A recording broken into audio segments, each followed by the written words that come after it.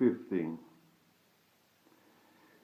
So you've got E minor and A minor, and that's going to take you a few days, maybe a few weeks it's going to take you forever. It's an ongoing thing.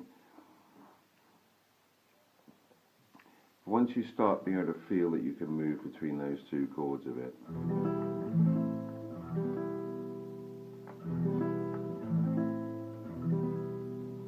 E minor, A minor, E. We're going to add another chord.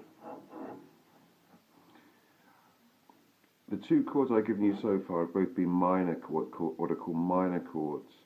Don't worry at the moment what that means, but it's important that you remember that there's this minor suffix attached to the name of the chord.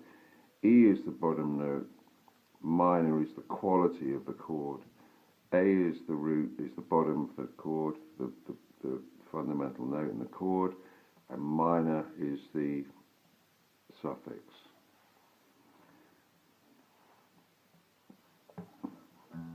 E minor, A minor. Now we're going to play a major chord. We're going to play a D major chord. It's one of the first chords I learned. Right, first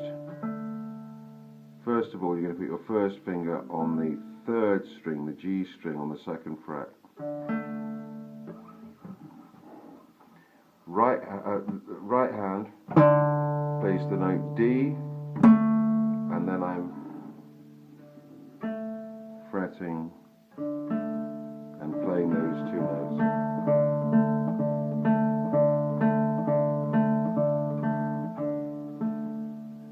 Now I'm going to put my third finger on the third fret of the second string.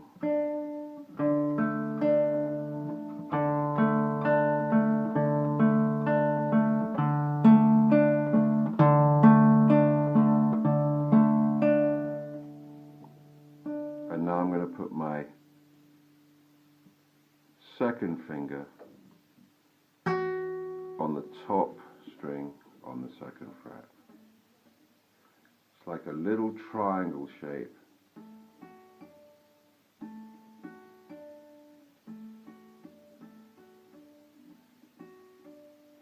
And I'm not playing the bottom two strings. So here, with the A minor chord, remember we played just the top 5 strings. In other words, we omitted the bottom 6th string. With the D chord, for now, you're just going to play those top 4 strings. That is the D string, just as that was the A string for an A minor.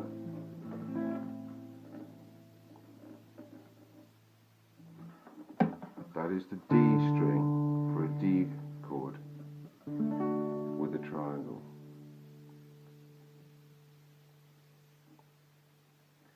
Now, E minor to A minor isn't such a big deal. You can see the fingers don't have to move that much. But A minor to D, you have a different configuration, so just slowly get used to this. Now this idea of tracking your fingers, this takes a long time to get to understand, for your fingers to get used to this. What we're going to try and do is just to begin with, you're going to learn the shape.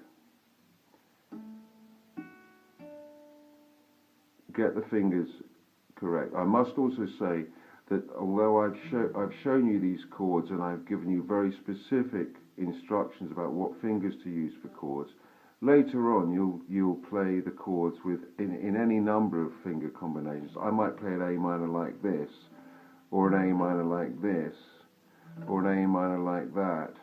I can't think why, but or I could play a D chord like this, or like this, or like that, or there's many different ways of an E minor like that, using the 3rd and 4th fingers instead of the 2nd and 3rd. But let's start with the way I'm saying. So now you've got, what I'm saying now is about tracking between chords. It's easy to see the fingers, the way the fingers track from E minor to A minor.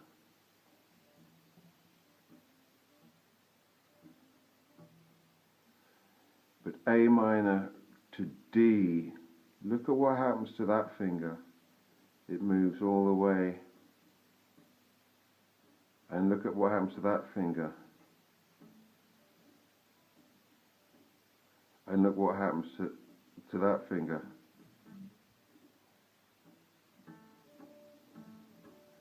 You'll have to do this on your own.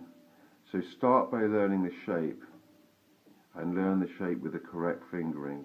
I'm not using my little finger at this point. 1, 2, 3. Those two on the same fret, on the third and first strings, and that third finger there. And then back to A minor.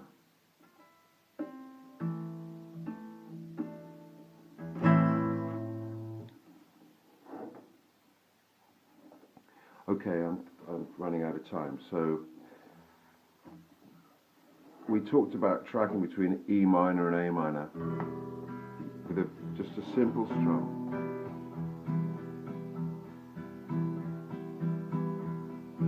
I'll go to A minor. And now this is the really most crucial, critical thing about everything I've been saying so far. Is when you change chord, you're going to keep this hand in motion. You don't stop between chords. You don't stop the right hand between your playing. You keep it going. You'll feel like you're being, a little bit like you're being pushed out of an airplane without a parachute to begin with, but just, the results will not be as disastrous. You've got to keep. This goes right back to just about the first video I made. I'm just keeping that hand E minor,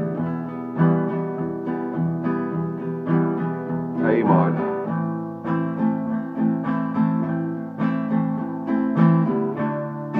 D,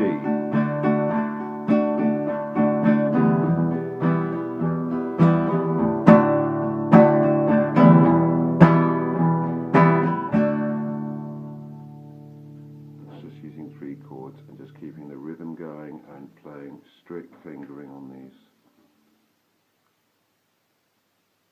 So welcome to your 3rd chord, D major.